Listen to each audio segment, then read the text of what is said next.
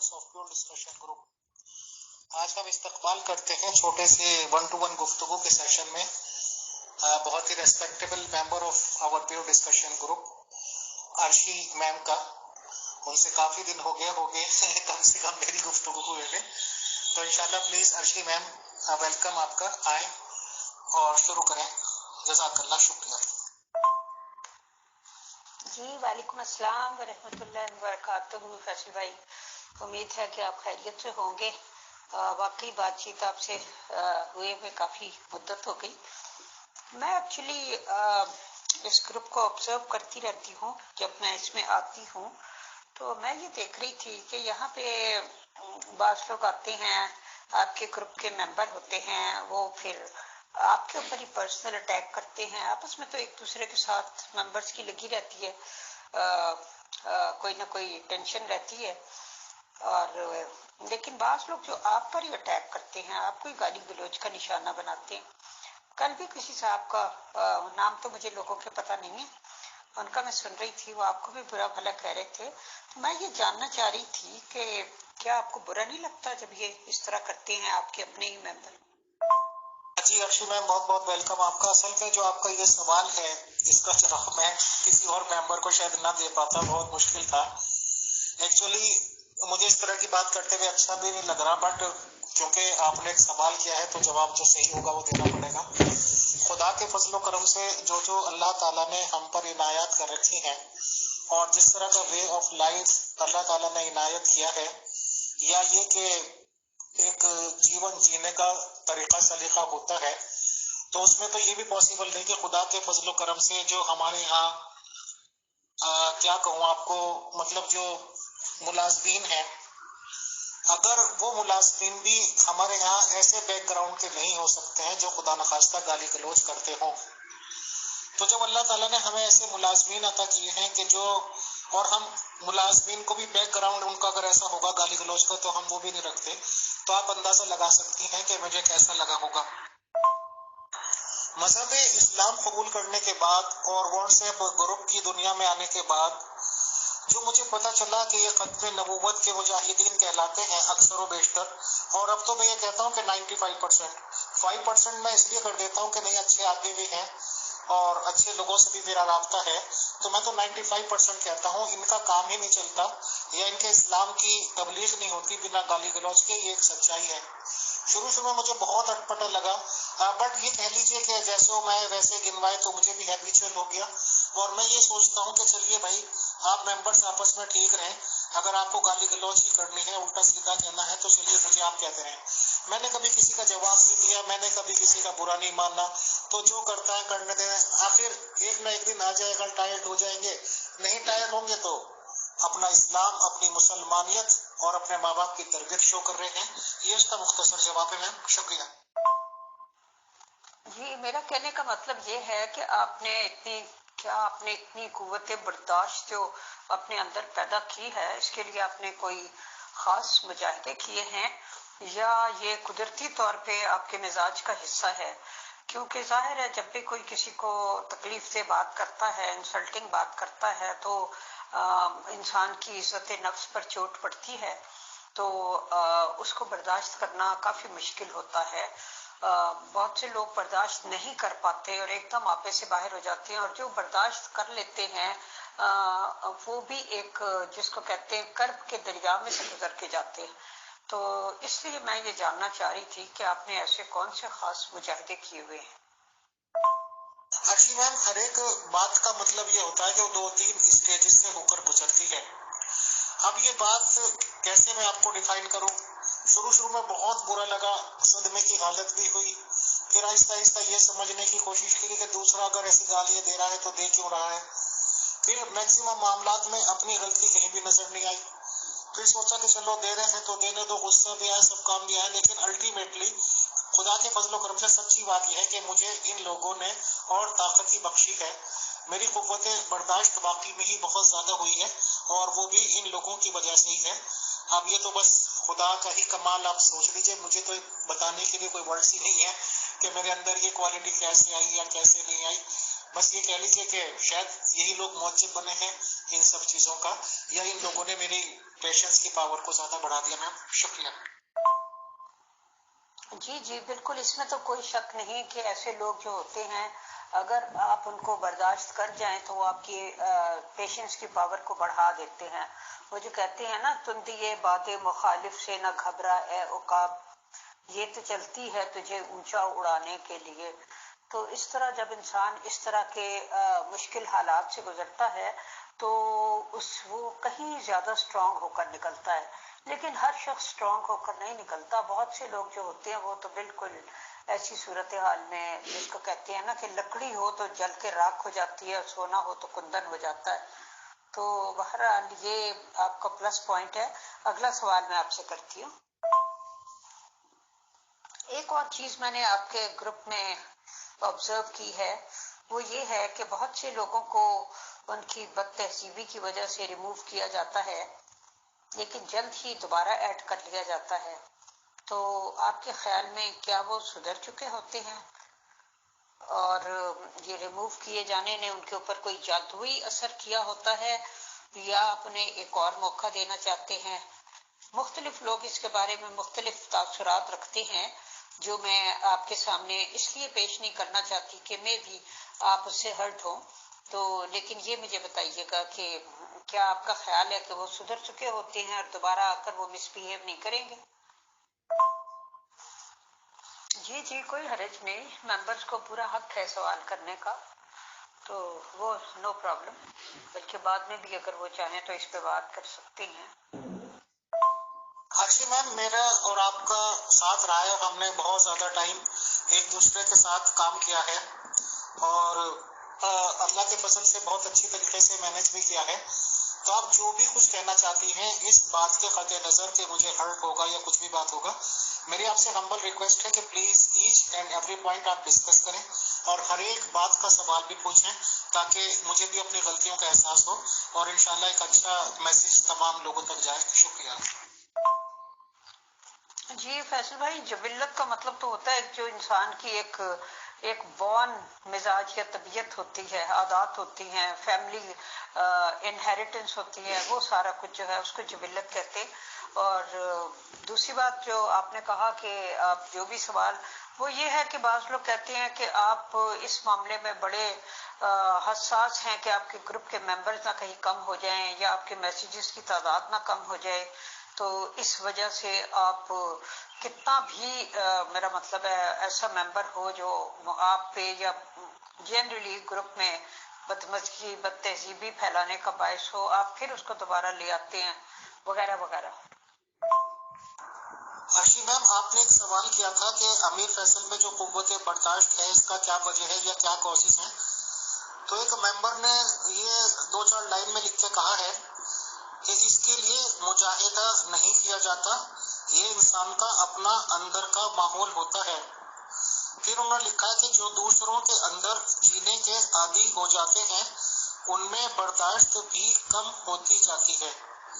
अब ये मेरी भी समझ में नहीं आया कि जो लिखा कि जो दूसरों के अंदर जीने के आदी हो जाते हैं, बहरहाल ये समझने की कोशिश करेंगे। शुक्रिया। इस मैसेज की मुझे समझ नहीं आई है, क्या कहना चाहा किसी ने? जो दूसरों के अंदर जीने के आदी हो जाते हैं, दूसरों के अंदर जीना क्या होता है? और ये कि उनमें बर्दाश्त भी कम होती जाती है। एक तो अननेसेसरी डैशेस डाले हुए हैं जिससे बात जो है वो मुबहम हो गई है। अर्शी मैम, कम से कम आप मेरे लिए तो कभी भी, अल्लाह ताला करे आपकी बहुत लंबी सेहत आफियत के साथ जिंदगी को, तो कभी भी आप ये लिखिएगा तो क्या सोचिएगा भी नहीं कि मुझे आपकी कोई बात का बुरा लगेगा। वो असल में काफी लोग इस तरह की बातें सोचते हैं। जो सवाल आपने क्या कर दिया मुझे इसलिए हंसी आई, मैं जवाब देता हूँ मैम इसका। पहले सवाल का जवाब तो ये है अर्शी मैम, आपने कहा कि कोई आदमी जबल्लत बदल सकता है या नेचर बदल सकता है। असल में जो नेचर और जब जबल्लत है, सच्ची बात यह है कि वो बदलना लगभग नामुमकिन होती है। बट इसमें मैं आपका सवाल क्योंकि समझ रहा हूँ तो मैं ये जवाब देना जरूर समझूंगा कि हमारा भी और हमारे पेरेंट्स का भी बचपन से ही ऐसा रहा है कि मुसलमानों में, चाहे वो बिजनेस पॉइंट कह लीजिए या कुछ भी वजूहात कह लीजिए, कि हमारा उन लोगों के से कनेक्शन बहुत अच्छा रहा है उनके यहाँ आना जाना बहुत रहा है। और पाकिस्तान में तो मुझे मालूम नहीं कैसे हालात हैं, वो तो हम वीडियोस वगैरह आजकल देखने लगे हैं इजीली, वहाँ के महल्ला की, वहाँ के लोगों की। तो मुझे लगता है कि लगभग हिंदुस्तान पाकिस्तान का कल्चर सेम ही है। बहरहाल इंडिया का मैं अपने आसपास का या 200-300 किलोमीटर के दायरे का मैं आपसे बताना चाहूंगा कि जो भी मोहल्ला, जो भी लोकेलिटी टोटल मुस्लिम्स की है, यानी कि उसमें मुसलमान ही मुसलमान हैं, दूसरी कौम कोई नहीं। तो अगर आप पैदल उससे गुजर रहे हैं, उस महल्ले से या साइकिल रिक्शा से या किसी भी तरीके से, तो अगर आप नॉर्मली जा रहे हैं और अगर आपको कहीं से गालियों की आवाजें आने लगे, या ये कि 5-7 साल का बच्चा सड़क में गाली देता हुआ मिल जाए, और वो भी मादरजात के तेरी माँ की और तेरी धी की माजरत के साथ, तो 100% ये मान लेना चाहिए कि अब आप किसी मुस्लिम महल्ले में आ गए हैं। अच्छी ऐसी लोकेलिटी की अगर आप शादी भी अटेंड करो, हमारे दिमागों में इस तरह का ना तो तासुब डाला गया, ना कभी तासुब रहा कि मुसलमानों के यहाँ नहीं जाना, मुसलमानों के यहाँ नहीं खाना, या ये करना वो करना। मैं बार बार दोहरा रहा हूँ, चाहे आप इसे यही कह लीजिए कि हमारे बिजनेस पॉइंट्स होते थे, क्योंकि हम लोग बेसिकली व्यापारी लोग हैं अपने बाप दादा के टाइम से ही। और जो हमारी ननियाल रही है, यानी कि नानी का माँ का परिवार, वो अक्सर और बेशतर करके सर्विसमैन रहे हैं, और वो भी ज्यादातर मिलिट्री में रहे हैं। तो हमारे यहाँ या तो बिजनेस किया है दादा वगैरह के लोगों में, या फिर काफी अच्छे ऊंचे स्टेटस की सर्विसेज की हैं। अच्छा, ऐसे मुसलमानों की जब कभी शादियों पे अटेंड की तो उसमें भीड़ भाड़ होती है, तो उसमें भी ऐसी कोई शादी नहीं होती थी, ज्यादातर शादी में कह रहा हूँ, कि जिसमें गाली गलौज ना सुन रखी हो। तो एक तरह से तो हमें आदत हो गई थी, तो हमें सोचते थे कि भाई जब जिन लोगों के साथ रहना है उनका कल्चर ही यही है, तो it is well and good. तो प्योर डिस्कशन ग्रुप में भी रहते हुए मैं यही सोचता हूँ कि चलो भाई, जो गालियां दे रहा है उनको सोचने और समझने का तरबियत मिलती है। हमारे एडमिन आजकल मैं मिनिमम रख रहा हूँ मैम। एक एडमिन ने, मैं जिम्मेदारी उनको देता था, उन्होंने पर्सनली कहा फैसल भैया मुझे एडमिन बनाते हो बहुत अच्छा है, लेकिन मैं आपको क्लियर बता रहा हूँ, मैं किसी को रिमूव नहीं करूंगा। मैंने कहा भाई ये क्या बात हुई कि आप रिमूव नहीं करेंगे? कि नहीं, मेरा मिजाज अलग है, मैं सोचता हूँ कि जो गालियां दे रहा है और इस तरह की हरकतें कर रहा है उसे और ज्यादा करने दूं, क्योंकि वो टोटल अपनी तरबियत दिखा दे कि उसकी कहाँ की पैदाइश है। खैर, अलग अलग मामला होते हैं। मैं सेकंड सवाल पे आता हूँ। अर्शी मैम, अगर मुझे ग्रुप पॉलिटिक्स में पढ़ना होता तो आप यकीन कीजिए कि 257 मेंबर होते हैं, तो मैं 257 ही रखा करता, एक भी कम ना रखता, क्योंकि मैं फिर दूसरों को ऐड कर लिया करता। आजकल नियर अबाउट 17 की कमी चल रही है, और 240 के लगभग मेंबर चलते हैं, कभी 2-4 ऊपर हो जाते हैं, कभी 2-4 नीचे। अगर मेरे दिमाग में ये बात होती कि मैं नहीं ऐड करूंगा तो कहीं और कोई लेफ्ट हो जाएगा, कहीं चला जाएगा, मैं सिर्फ इसलिए मौके देता हूँ उन्हें कि वो पर्सनल पे आके बहुत ज्यादा माफी तलाफी करते हैं, हाथ पैर जोड़ते हैं, और ये यकीन दहानी कराते हैं कि आइंदा ऐसा नहीं होगा। आपका आज ही का एग्जाम्पल ले लीजिए, मुझे बताने में ओपन प्लेटफॉर्म पे कोई दिक्कत नहीं। सफीर साहब बहुत ज्यादा गालीबाज मशहूर हो गए थे। आज उनका जब देखा कि माहौल इनसे जमेगा नहीं होगा नहीं, तो मैंने फिर उनका रिमूवल कर दिया। आप यकीन कीजिए कि लगभग 10 बार तो वो कॉल कर चुके, ऑडियो मैसेजेस कर चुके कि उन्हें ऐड कर दें, कुछ वैसा नहीं करेंगे वैसा नहीं करेंगे। मेरे दिमाग में सिर्फ और सिर्फ ये बात रही कि अगर एक आदमी कह रहा है तो हो सकता है सुधर जाए। और ऐसी बात नहीं है मैम, 2-4 लोग ऐसे भी हैं हमारे ग्रुप में जो शुरुआत में बहुत जबरदस्त किस्म के गालीबाज थे, और आज अल्लाह के फजलो करम से वो बहुत ही शाइस्ता और नेक तमीज तहजीब के साथ मेंबर चले आ रहे हैं। लेकिन जिस सफाई से और स्ट्रेट फॉरवर्ड आपने सवाल किया है अर्शी मैम, आप भी बहुत अच्छे से जानती हैं अपने इस स्टूडेंट को कि मैं भी बहुत साफ बात करने का आदी हूँ और साफ बातें करता हूँ। ऐसी बात नहीं है कि ग्रुप पॉलिटिक्स क्या होती है हमें पता नहीं होता। ऐसी बात नहीं है कि हमारे पीछे पीछे क्या क्या बातें कहाँ कहाँ होती है हमारी नॉलेज में नहीं आती, क्योंकि प्योर डिस्कशन ग्रुप का प्लेटफॉर्म एक ऐसा प्लेटफॉर्म हो चुका है कि जो मुझे ग्रुप कब नजर आता है, युद्ध का मैदान या एक बहुत बड़े मुल्क और उसकी सियासत नजर आती है। कुछ ग्रुप के मेंबर्स और यहाँ तक के उनके एडमिन्स भी लगातार राब्ते में रहते हैं हमारे एडमिन्स के, हमारे मेंबर्स के। उनके पर्सनल पे जाते हुए थकते नहीं हैं कि ऐसा करो, ये करो, वह करो, हम तुम्हें एडमिन बनाते हैं, यहाँ पे आ जाओ, यहाँ पे ये बात करो, यहाँ पे वो बात करो। ये तरह तरह की कोशिशें दूसरे ग्रुप्स की तरफ से ही चलती हैं, मैंने कभी कोशिश नहीं की। अगर हमारे ग्रुप में कोई भी आदमी, मैं किसी का भी इंटरव्यू ले लूं, कोई बात कर लूं, तो वो शख्सियत वीआईपी शख्सियत बन जाती है। मैं पहली बात तो यह है कि मैंने अपने ग्रुप में किसी को भी ऐड करूंगा, लगभग 50 ग्रुप में उनको ऐड कर दिया जाता है, और अगर गलती से प्योर डिस्कशन ग्रुप में अमीर फैसल ने किसी का इंटरव्यू ले लिया, बस फिर तो वो वीवीवीआईपी शख्सियत बन जाती है माशाल्लाह। तमाम तरह के तगो तो होने लगती है। दूसरे मुल्कों में जा जाके राब्ते कायम किए जाते हैं कि किसी तरह से ये बंदा हमारे यहाँ आ जाए या बंदी या जो भी कुछ है मामलात हैं हमारे पास आए, जबकि उन्हें एक पैसे का भाव पहले नहीं दिया जाता था। तो पॉलिटिक्स दूसरे ग्रुप चलाते हैं मैंने कभी नहीं चलाई, क्योंकि अगर मैं चलाने लगूंगा तो तोड़ फोड़ दूसरे ग्रुपों में करने में अल्हम्दुलिल्लाह 1 मिनट ही लगता।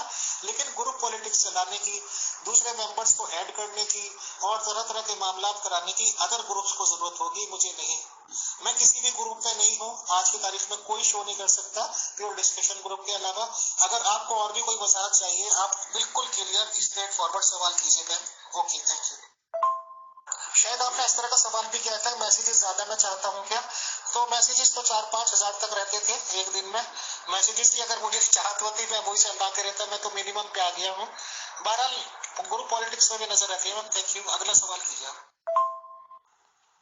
जी फैसल भाई, बहुत शुक्रिया इतने अहसन तरीके से सवालों के जवाब देने का। दूसरी बात मैं ये पूछना चाह रही थी कि हर ग्रुप की तरह आपके ग्रुप में भी बहुत से स्लीपिंग या खामोश मेंबर होते हैं, यानी ऐसे जो अक्सर सोए रहते हैं और कभी भी एक्टिव पार्ट नहीं लेते।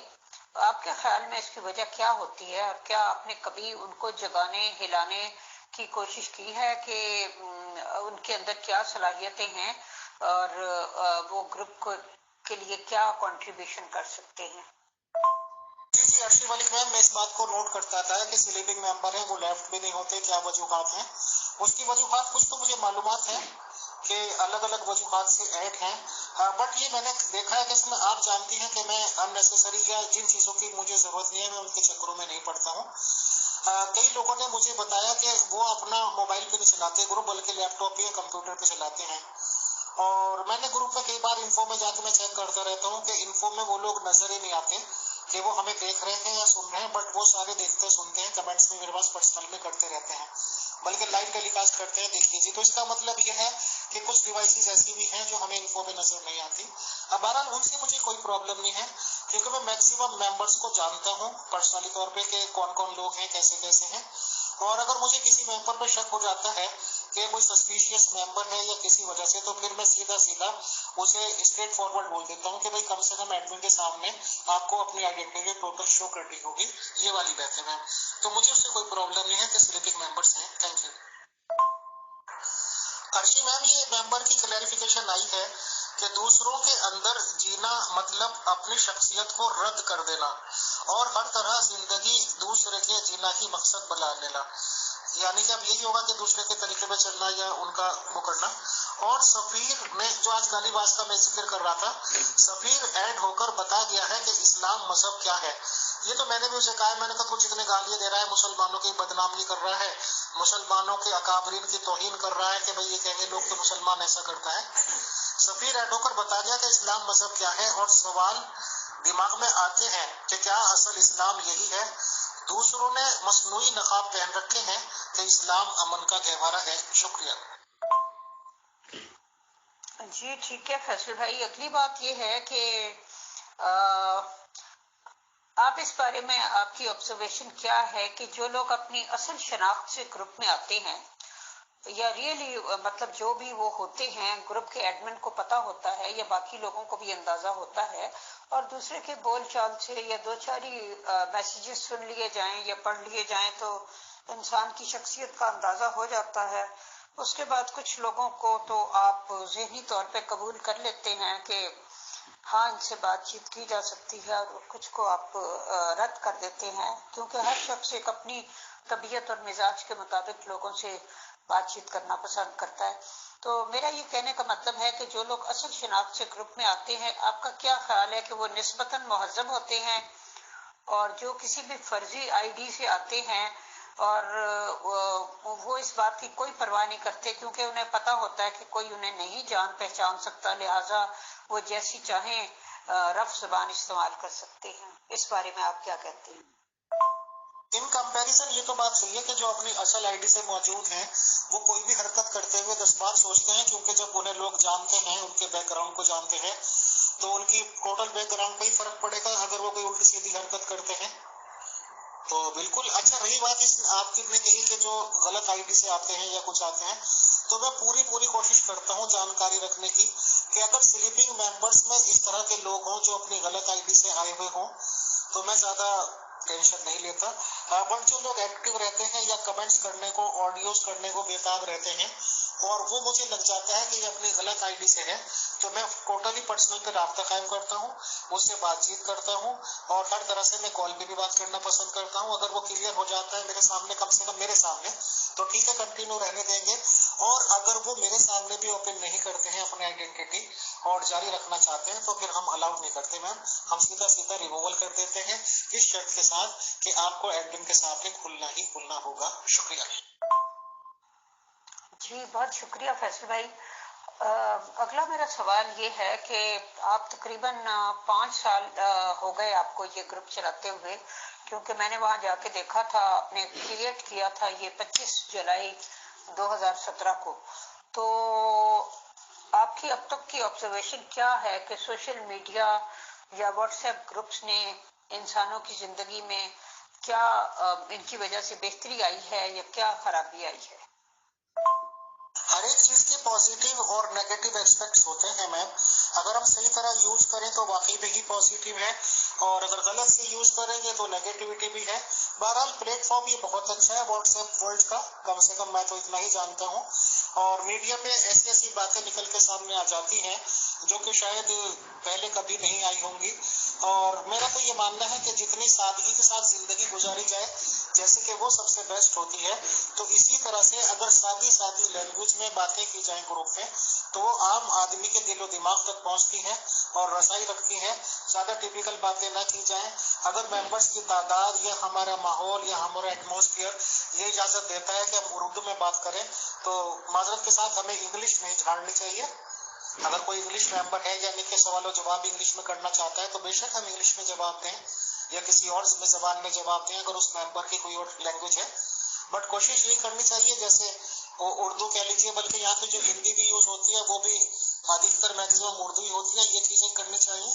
और सामाजिक बातों पे भी, दीनी मालूमात पे भी जितनी आदमी सादा लैंग्वेज यूज करे वो करना चाहिए, तो फिर बहुत ज्यादा मौसर है। बहुत सारी बातें ऐसी ऐसी खुल के सामने आ जाती हैं जो आदमी में एक फिरके में पैदा होकर, एक धर्म में पैदा होकर पूरी जिंदगी में उसके सामने नहीं आ सकती। तो व्हाट्सएप के जरिए वो मालूमात उसे घर बैठे फ्री फंड में मिल जाती है मैम, ये फायदा भी है। शुक्रिया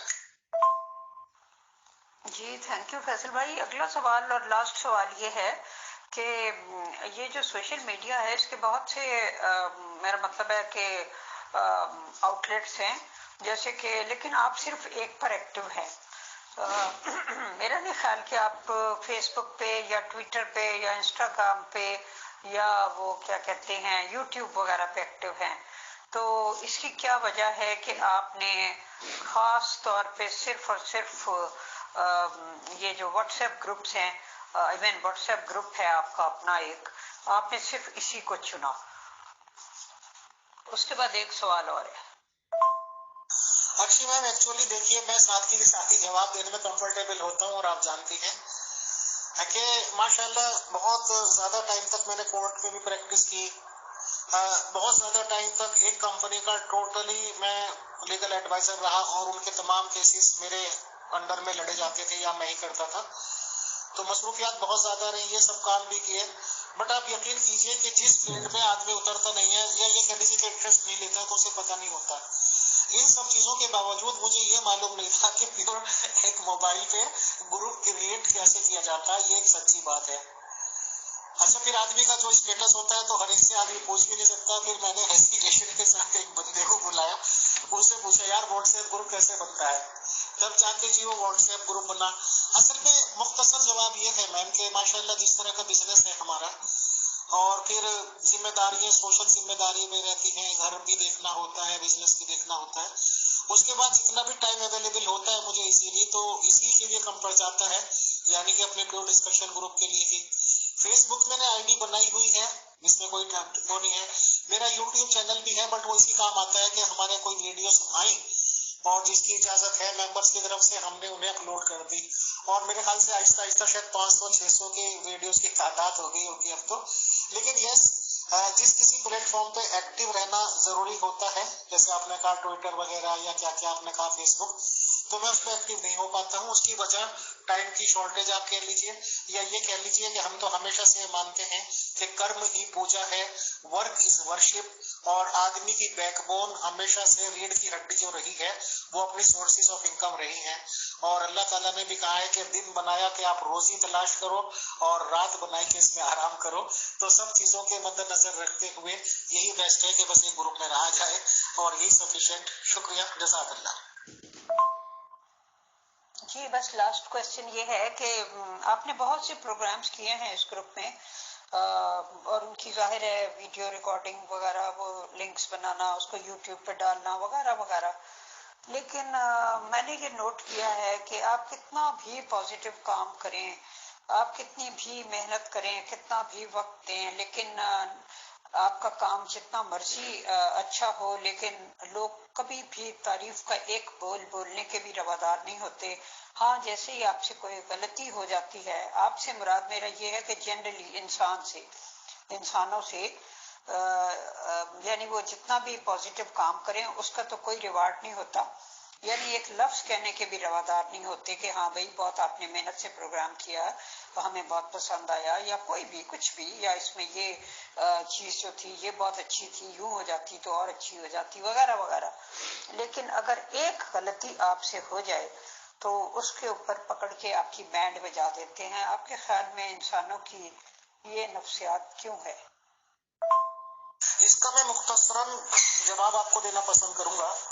मैं सुबह को अस्सलाम वालेकुम to all dear group members लिखता हूँ। मैं पहले तो ज्यादातर ये होता था कि कोई भी जवाब लिख देता था कि वालेकुम सलाम लिख दे। अब भी मुश्किल से 1 या 2 मेंबर्स जवाब दे देते हैं वालेकुम सलाम, हालांकि क्या जा रहा है कि वालेकुम सलाम लिख दे। अब सलाम दुआ करना तो मजहबी फरीजा भी बनता है, तो उसी का जब ये आलम है तो और क्या होगा। असल में इसकी वजूहात भी बहुत सारी हैं, दुख भी होता है, दर्द भी होता है कि आजकल तो मतलब की दुनिया, या ये पता नहीं कैसे एटीट्यूड और माइंड के लोग हो गए। हमारे ग्रुप से बहुत से लोगों ने बहुत कुछ सीखा, यहाँ पे सीखा कि ग्रुप कैसे चलाया जाता है, और 2-4 दिन में उन्हें ऐसा लगने लगता है कि बस ये तो गुलाब जामुन है, कोई भी खा सकता है। वो यहाँ के मेंबर्स लेते हैं, अपना ग्रुप बनाते हैं, वहां पे ऐड करते हैं, तरह तरह के पॉलिटिक्स चलाते हैं। इस तरह से बहुत सारे लोगों ने किया। बहुत सारे लोगों ने ऐसे भी हुए कि मेरे साथ काम किया, शाना बशाना होके चले। और हमारे प्योर डिस्कशन ग्रुप पे लोगों ने, साजिशें तो खैर हमेशा से चलते रहते हैं, एक साजिश क्या कहना चाहिए, कॉन्स्पिरेसी इस कदर खतरनाक क्रिएट करने की कोशिश की गई थी। तो उस वक्त मैंने ये फैसला किया, हालांकि मेरे सामने 2 ऑप्शन थे कि मैं डट के खड़ा हो जाता, या ये कि मसलहत इख्तियार करता। तो मैं अल्लाह के फजलो करम से डट कर खड़े होने की पूरी अहलियत रखता था, पूरी ताकत रखता था। बट मुझे ये समझ में नहीं आ रहा था कि 2-4 लोग मुझे लग रहे थे कि मेरे अपने मुलविस हैं, और उन आदमियों को, उन लोगों को सपोर्ट जो मिल रही है, मेरे उन लोगों को मिल रही है जो मेरे वाकिफ हैं। बट मैं उन लोगों से पर्दा उठाना चाहता था, तो मैंने झुकने का ऑप्शन अपनाया, और मैं चूक गया कि ठीक है जी, आप ही बड़े हो, सब कुछ हो। और यहाँ तक कि मैंने ग्रुप बंद करने का फैसला कर लिया था, और ग्रुप बंद किया। और ग्रुप बंद करने की वजह थी कि वो सारे एक एक छंदे में छन के मेरे सामने आ गए थे। ये एक वजूहात हुई थी। हालांकि ये बहुत बड़ा झटका था हमारे लिए, मुझे भी मालूम था कि लोग तरह तरह की बातें सोचेंगे। बट उसके बाद जब हमने रीओपन किया ग्रुप, तो मैंने ये देखा कि मेरे बहुत ही करीबी साथी, बहुत ही करीबी लोग जो मेरे साथ चलते थे, वो अलग अलग जगह डिवाइडेड हो गए, अलग अलग जगह बट गए, वो अलग अलग ग्रुपों में चले गए। तो इसकी वजूहात बहुत सारी होती हैं। इसके लिए कलेक्टिवली सोच की जरूरत होती है, और न्यूट्रल सोचने समझने की जरूरत होती है, ताकि सबको अपनी अपनी कमियों के एहसास हो जाए, या ये कि एहसास दिलाए जाए। एहसास जब भी दिलाए जा सकते हैं जब कभी आपस में उठना बैठना हो। मेरे ख्याल से मुख्तसरन जवाब हो सकता था, ये भी 2.5 मिनट का हो गया। शुक्रिया। जी फैसल भाई, बहुत शुक्रिया, आपने बहुत तफसील से जवाब दिए। और बाकी ये कि जो भी जिंदगी ने तजर्बात और मशाहिदात की शक्ल में हमें सिखाया है, उसका मैं आखिर में थोड़ा सा इजहार कर देती हूँ कि हमारे जो करीब तरीन लोग और दोस्त होते हैं, उन्हीं में से ऐसे होते हैं जो इंसानों के हमारे मुतालिक, ये मैं जनरलाइज करके एक बात बयान कर रही कि झूठी बातें बयान करते हैं, तोहमतें तराशते हैं, मजाक उड़ाते हैं, फरेब करते हैं, पीठ में खंजर घूमते हैं, वगैरह वगैरह, बड़ा कुछ होता है। लेकिन ये सब चीजों से इंसान को परेशान नहीं होना चाहिए, क्योंकि बड़े बड़े जो लोग दुनिया में गुजरे हैं वो अपने तर्ज अमल से बहुत से सबक सिखा गए हैं। उनकी मिसाल देने से मकसद ये नहीं होता कि हम अपने आप को, अल्लाह माफ करे, उनके बराबर करने की कोशिश कर रहे हैं। मकसद ये होता है कि उनके साथ भी तकलीफ दे सूरत हाल गुजरी और हमें उनकी सब्र और ज़ब्त की मिसालों से सबक हासिल करना चाहिए।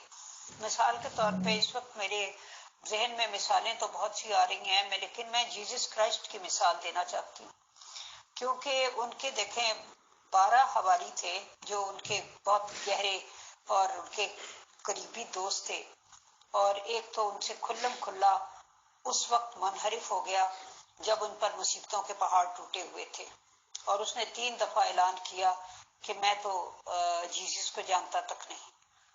और जब वो ये बातें कह रहा था तो उसने खुदा को हाजिर नाजिर जानकर कसम भी खाई थी। दूसरे ने मामूली सी रिश्वत लेकर उनको पकड़वा दिया और गद्दारी की। तो ये सारा कुछ जो होता है, ये चीजें होती रहती हैं। इसी तरह बाकी भी अंबिया के साथ भी और बड़े बड़े लोगों के साथ भी ये सब बातें जो होती हैं, ये हमें ये सबक देती हैं कि जब इतने इतने अजीम लोगों ने ये दुख सहे हैं, हम तो आम लोग हैं, अगर हमारी जिंदगी में भी अगर किसी ने हमें थोड़ा सी बेवफाई कर दी, धोखा दे दिया, झूठ बोल दिया, फरेब कर दिया, तो कोई बात नहीं, इनको इन चीजों को बर्दाश्त कर लेना चाहिए। और इसके अलावा ये है कि लोगों की जो नाशुक्रगुजारी का रवैया होता है, उसके बारे में तो सिर्फ इतना ही है कि अब देखें जीसस क्राइस्ट ने कितने ही लोग थे जिनकी बीमारियां दूर की, किसी को जो किताबों में आता है, किसी को बसारत बख्शी, किसी की कोड़ की बीमारी दूर की, किसी को कुछ और सेहत दी, वगैरह वगैरह। लेकिन कितने थे जिन्होंने उनका शुक्रिया अदा किया और उनके साथी बन गए। वो सब अपने अपने फायदे उठाकर फौरी तौर पर वहां से रफू चक्कर हो गए। तो ये दुनिया इसी तरह बनी हुई है, और कोशिश करनी चाहिए कि जिस हद तक इसमें हम फूल बांटते जाएं, गालियां सुनते जाएं, फूल बांटते जाएं, और हमें कांटे भी चुभे तो हम यहाँ पे फूलों के बीज उगाते जाएं, वगैरह वगैरह। तो आपके साथ ये गुफ्तगू बड़ी दिलचस्प रही। तो कभी ना कभी इंशाअल्लाह ताला, जब तक मैं इस ग्रुप में हूँ, तो इस तरह की कोई छोटी मोटी टॉक कर लिया करेंगे। Thank you very much, so nice of you. जी अर्शी मैम, माशाल्लाह बहुत टाइम के बाद शायद हमारा आपस में बातचीत हुई है, बहुत खुशी भी हुई और बहुत कुछ सीखने को मिलता है आपसे। हम तो हर लिहाज से, हर एंगल से, हर मामले में आपसे छोटे हैं और हमें छोटे ही होने का फक्र भी है। तो इंशाल्लाह बहुत खुशी हुई। इंशाल्लाह वक्तन फौक्तन बातचीत होती रहेगी और आपसे सीखने को मिलता रहेगा मैम। बहुत शुक्रिया, जज़ाकल्लाह।